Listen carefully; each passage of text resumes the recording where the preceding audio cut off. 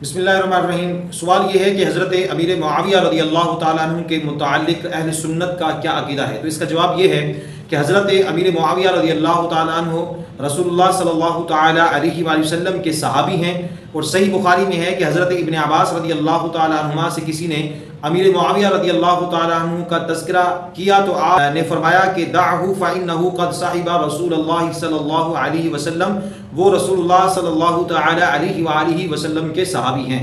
اور اہل سنت کا عقیدہ ہے کہ تمام صحابہ اہل حق، اہل خیر اور عادل ہیں۔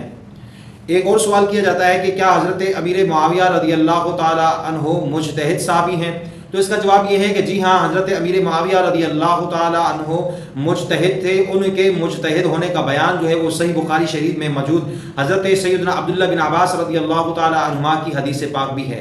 ایک اور سوال کیا جاتا ہے کہ حضرت مولا علی رضی اللہ تعالیٰ عنہ اور حضرت امیر معاویہ رضی اللہ تعالیٰ عنہ کے مابین جو اختلاف ہوں اس بارے میں اہل سنت کا کیا نظریہ ہے؟ تو اس کا جواب یہ ہے کہ حضرت امیر معاویہ رضی اللہ تعالیٰ عنہ مجتہد تھے۔ مجتہد سے ثواب اور خطا دونوں صادر ہوتے ہیں، مگر مجتہد کی خطا پر عند اللہ اصلاً مؤاخذہ نہیں۔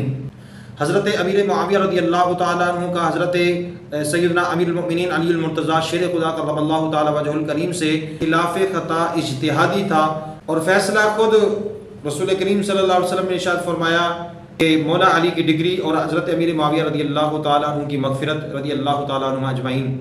اچھا، ایک اور سوال کیا جاتا ہے کہ بعض لوگ کہتے ہیں کہ حضرت علی رضی اللہ تعالیٰ عنہ کے ساتھ حضرت امیر معاویہ رضی اللہ تعالیٰ عنہ کا نام آئے تو حضرت امیر معاویہ کے نام کے ساتھ رضی اللہ تعالیٰ عنہ نہ کہا جائے، یہ بعض لوگ کہتے ہیں۔